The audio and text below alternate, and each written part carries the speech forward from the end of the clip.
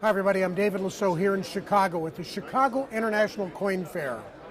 I'm walking around the room talking to the dealers to see what kind of cool coins they've brought for us. At an international convention, there's always interesting pieces of numismatics you can hold in your hand that tell stories we'll all want to learn. A couple of the interesting pieces I had, one of which is a rare Chinese tail with the large characters, which is an incredible rarity, which is in an MS-65 holder. Are most of the Chinese coins bought by Chinese, or is it a worldwide demand? Most of them are bought by the Chinese, but there is still a worldwide demand from people collecting world crowns. Now I know Mr. Listener bought this in the 1970s and paid $850 for it, and it's the finest known, and we're hoping to get in excess of $100,000 for this coin, $100,000. This is probably the most interesting. It's a gold bar, and it's very typical for the kind, for the wrecks that we normally sell, the Atocha and the other 1622 fleet.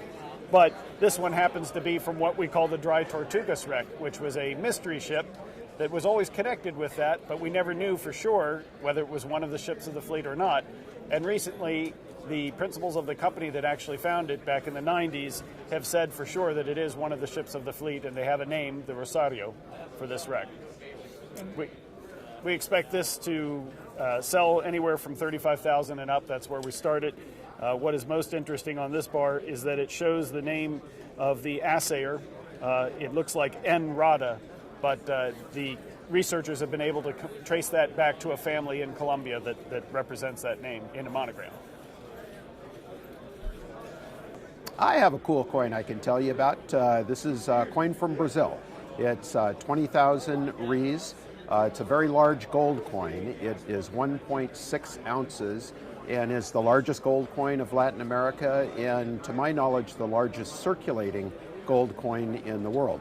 Minted 4 years only, from 1724 through 28. Where on earth did they come up with the reais denomination? That is the Brazilian currency, and obviously this big gold coin had a lot of them in it.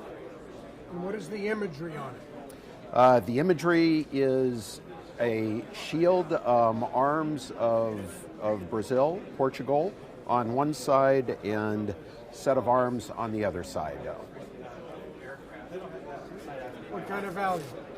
This coin in this condition is around $10,000. They start at somewhere in the $6,000 to $7,000 range and can go up to $30,000 to $40,000 in absolutely top mint condition. We have here a Cuban 40 centavo from 1916. It's a very rare Cuban coin. It's struck in proof. They didn't make large mintages of them. An American half dollar of this time period would have had a mintage of over 1,000 pieces. The Cuban pieces had a mintage of 100 or less. And it's a highlight from the selection of the Demeriti coins. We haven't had it graded yet, but it should grade somewhere about a proof 63 or so.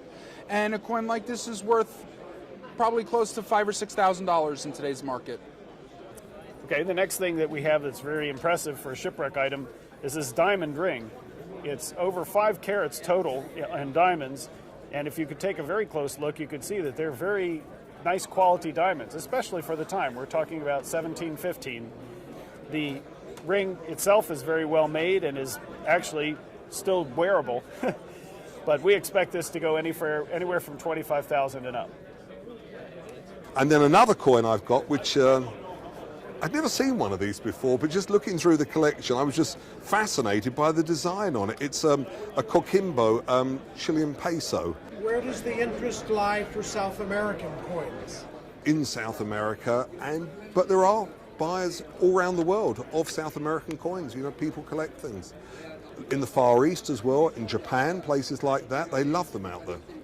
And it is the finest known, and this came out of the 1975 ANA sale.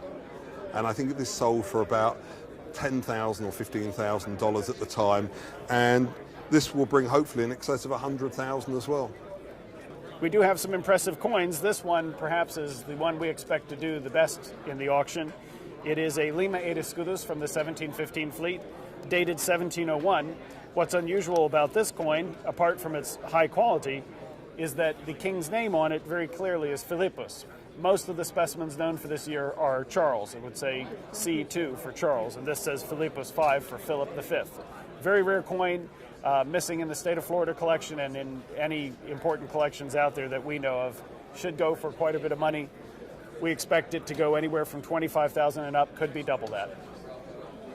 The other coin that I selected is larger, not as valuable, but it's an interesting coin. It's a copper 5 kopeck of Siberia, dated 1776, struck under Catherine the Great. They had large supplies of copper throughout the Russian Empire.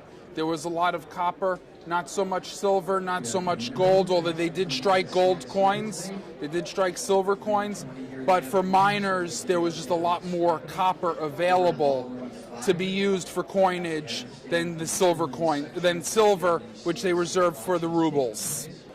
And it's a large, impressive coin in pretty nice condition, and it's worth probably about $100, $150. So the Demeriti collection does have coins in every price point for collectors to add to their collections. This is the last coin that I wanted to feature. It is a Potosi Bolivia 8 reales heart. It is the second time we've had one at auction. They are always very popular because it's so striking. Can you imagine a coin that's shaped like this, shaped like a heart? No other place did that. And there was a good reason for it. It was an important Catholic symbol, and I'm sure it was popular in its own time. Almost always you see them hold for wearing, not really for being used as coins. At the time, it was still of the same viceroyalty of Peru, but this was the mint that was high up in the mountains as opposed to low down by the sea, as Lima was. Very special issue, and we expect this to go anywhere from $25,000 and up. I have specimens of the first paper money of Peru, issued in 1822 by General San Martin due to a lack of funds there just after they occupied Lima. San Martin was one of the main figures of the independentist movement in South America, very famous and very reverenced, and mainly in Argentina. But he was responsible also for Chile and Peru independence as well. It's printed on a hard cardboard type paper, and it has pre-printed alphabet letters on the reverse, and those were interestingly used as like security items for this paper money issue. What kind of value?